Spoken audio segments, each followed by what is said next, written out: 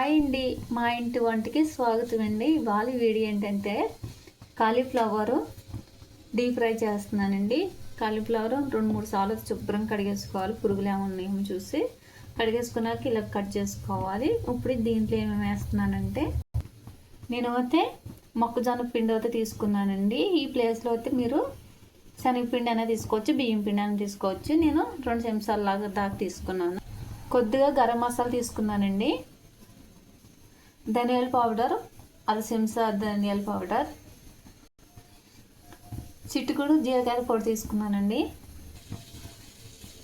1/2 చెంచా పసుపు తీసుకున్నానండి. 1 చెంచా కారం తీసుకున్నాను. రుచికి సరిపడగా సాల్ట్, అల్లం వెల్లుల్లి పేస్ట్ అండి 1/2 చెంచా, నిమ్మరసం 4-5 డ్రాప్స్ అండి. లైట్గా కలర్ ఫుడ్ వేస్తున్నానండి. నేను అసలు వేయకూడదు, నేను అయితే వేస్తున్నాను. ఒకసారి అయితే బాగా కలిపేసుకొని సైడ్న అయితే ఒక అరగంట అయితే పక్కన పెట్టేసుకోవాలండి. ఇప్పుడు దీంట్లో ఇంకేం ఎగస్ట్ వేసుకోకూడదు. మొత్తానికి అయితే ఇలా కలిపేసుకుని పక్కన అయితే పెట్టుకోవాలండి. నీళ్ళు వేయకుండా కలుపుకోవాలి. హాయ్ అండి, ఇప్పుడైతే నేనైతే గ్యాస్ కళాయి పెట్టుకుని ఇప్పుడైతే సరిపడగా డీప్ ఫ్రై చేసుకోవడానికి ఆయిల్ అనేది వేస్తాను.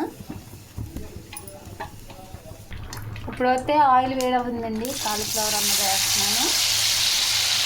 కొంచెంసేపు అలిగించేసుకోవాలి, 5 నిమిషాలు. అలిగించేస్తే మనం మొక్కజొన్న పిండి వేసాం కాబట్టి అది ఓడిపోకుండా మంచి కలర్గా వేగుతుందండి.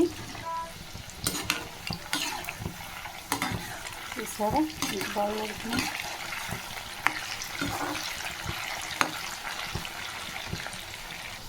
ఫైనల్గా అయితే వేగిపోయినాడు. నేను అయితే గిన్నెలో కన్నా తీసేస్తున్నాను. ఇప్పుడు నేను వేసాను కాబట్టి ఎక్కడ పొడి అవ్వకోకుండా ఈ మసాలా అంతా దీంతో పట్టుకున్నాయి. కాలీఫ్లవర్కి బాగా వేగిదాకా ఉంచుకోవాలండి. ఫుడ్ కలర్ కొంచెం వేసాం కాబట్టి మనం బాగా కలర్ వచ్చేసింది అనుకుంటాము, కానీ వేగిదాకా బాగా ఉంచుకోవాలి. అప్పుడే టేస్ట్ వస్తాయి. ఇది చూసారా, ఇలాగ వేగాలన్నమాట. మొత్తం అన్ని కూడా అలాగే వేసుకోవాలండి. ఇంకా ఇవి కూడా బాగా వేగిపోయినాయండి. ఇవి కూడా తీసేస్తున్నాను. ఉడకాలి, మనము మాడుకొని అంతరాన్ని ఉడికిందో ఉడకలేదని తీసేసుకోకూడదు. ఒకసారి టేస్ట్ చూసాక ఉడికిందో లేదో చూసుకున్నాక అప్పుడు తీయాలి.